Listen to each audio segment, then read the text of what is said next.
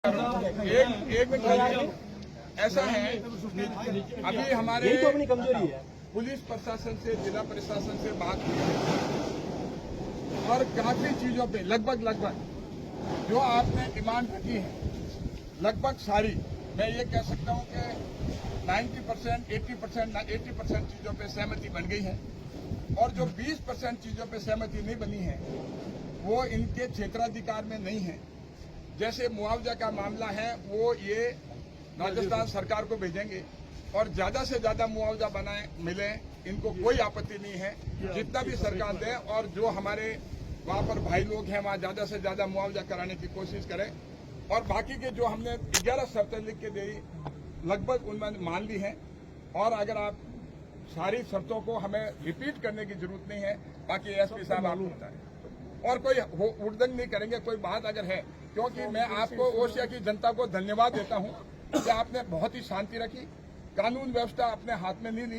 कानून व्यवस्था जिनके हाथ में होनी चाहिए उनके ही हाथ में होनी चाहिए और हमारी मांग है कि अपराधियों को कड़ी से कड़ी सजा मिले। अपराधी की कोई जात नहीं होती और हमें ये मानना चाहिए कि ओसिया में शांति रहे और लॉ एंड ऑर्डर की सिचुएशन ठीक रहे। इसमें हमें भी सहयोग करना है, लेकिन अपराध जिसने किया है उसको कड़ी से कड़ी सजा मिले, इसके लिए हमने एसपी साहब से निवेदन किया है। इनको सारी बातें इन्होंने मानी है। इस बात के लिए इन्होंने एक मिनट बात करके जो हम आपसे बात करके आए हैं उससे हमने 2 बातें और मिलाई है, यहाँ पर जोड़ी है।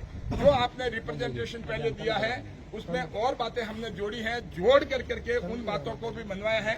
सारी बातें मानी और ये स्वयं जाते हैं, ये एसपी और पुलिस खुद चाहती है कि अपराधी को कड़ी से कड़ी सजा मिले। अब आप एसपी साहब के मुंह से सुन ले, आप संतुष्ट हो जाएंगे। इसमें जो एक मेन डिमांड था कि आप ये केस ऑफिसर स्कीम में लें और स्पेशल पब्लिक प्रोसिक्यूटर जो पीपीओ होता है ना कोर्ट में, जो अच्छा पैरवी करे, वो एक मेन मुद्दा था कि कैसे अपने को सजा दिलाए। अरेस्ट तो ये लोग हो जाते हैं लेकिन सजा कैसे दिलाना है, तो इसको लेकर हम लोग अग्री किए हैं। एक तो केस ऑफिसर स्कीम में रखेंगे जहाँ एक पुलिस अधिकारी फाइल को पूरा फॉलो करेगा कोर्ट में, और दूसरा एक स्पेशल पीपी जो है इसकी कोर्ट में अच्छी पैरवी करेगा। एक तो ये है। दूसरा था कि इसमें सारे जो मुलजिमों की गिरफ्तारी वगैरह हो, वो आप लोगों को प्रेस के माध्यम से सुबह पता चली गया होगा कि 4 हम लोग गिरफ्तार करने में हम लोग को सफलता रात में मिल गई थी और बाकी के प्रयास चल रहे हैं।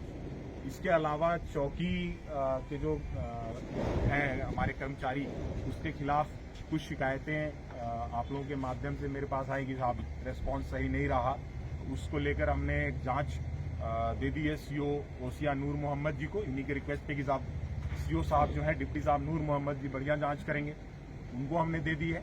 और था कि साहब चौकी स्टाफ को यहाँ से हटा दिया जाए, वो भी हम लोग हटा दे रहे हैं। और एक जो हेड कांस्टेबल है उसके सस्पेंशन की बात थी, वो भी हम लोग कर रहे हैं। उसकी जांच हो जाएगी, उसकी जांच करेंगे।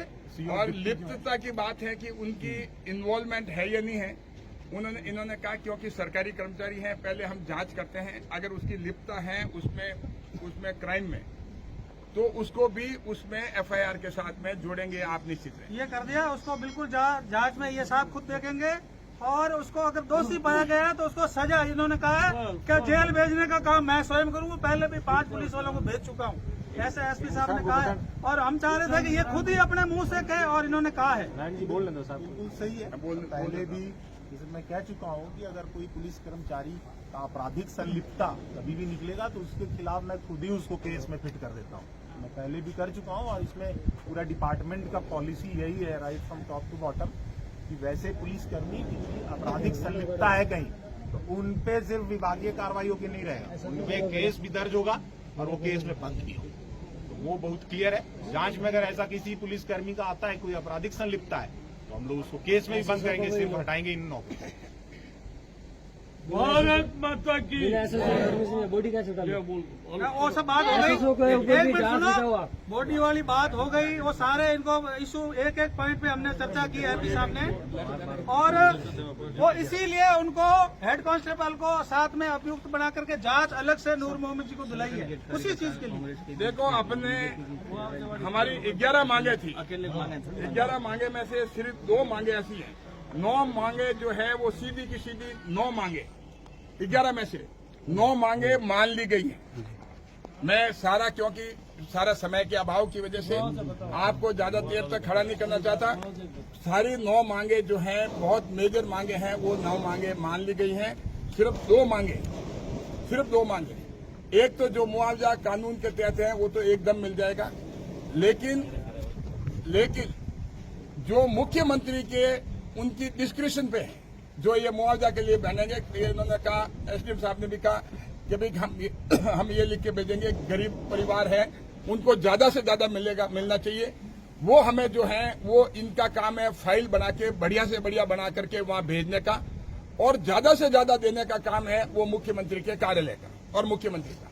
तो इसमें हमें सिर्फ जो दबाव बनाना है ज्यादा से ज्यादा कैसे मिले वो वही कर सकते हैं। इनके अगर मान लो अपन अगर कहेंगे तो इनके क्षेत्राधिकार में यही बना करके केस भेज सकते हैं। दूसरी नौकरी का जो है, देखो कानून के प्रावधान तो है नहीं, और अगर ये हाँ भी भर लेंगे तो मुझे पता है कि ये दिला नहीं सकते।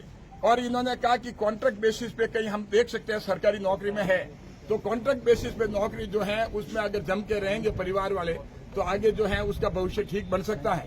तो हमें हाल फिलहाल में कॉन्ट्रैक्ट बेसिस पे जो है वो भी नहीं छोड़नी चाहिए। और मैं इनसे निवेदन करता हूं कि भाई कि आप जो है कॉन्ट्रैक्ट बेसिस वाला जो है इसको परिवार को जल्दी से जल्दी नौकरी दिलाने की कोशिश करें। ठीक है सर, बस भारत दो माता की जय। तो अब मैं सबसे निवेदन करता हूं कि हमारी 11 में से 9 मांगे मानी गई हैं। हमने बहुत शांति रखी, इतनी एक ऐतिहासिक काम किया है, एक बहुत बड़ा मैसेज दिया है कि हमें अब पुलिस को भी काम करना देना चाहिए। जो अपराधियों के बजाय कि हमारे में उलझे वो अपराधियों को पकड़ के उनके खिलाफ में कार्रवाई करें और पूरी ओशिया में एक शांति स्थापित करें। और मैं ये भी कहूंगा कि जिस हिसाब से पुलिस कर्मियों ने यहाँ लापरवाही बरती है, उनके खिलाफ अगर जांच में वो दोषी पाए तो उनके खिलाफ सख्त से सख्त कार्रवाई, एक एग्जाम्पलरी कार्रवाई, एक उदाहरण पेश हो पूरे राजस्थान में। ऐसी कार्रवाई एसपी साहब आपके द्वारा की जानी चाहिए। हाँ, धन्यवाद। बहुत बहुत संघर्ष किया, कल से आप भूखे थे, प्यासे हैं, पानी तक नहीं पिया इन्होंने। बहुत बड़े आपके संघर्ष को सलाम कि आप डटे रहे एक गरीब व्यक्ति के न्याय के लिए, और वो न्याय अपने को मिला।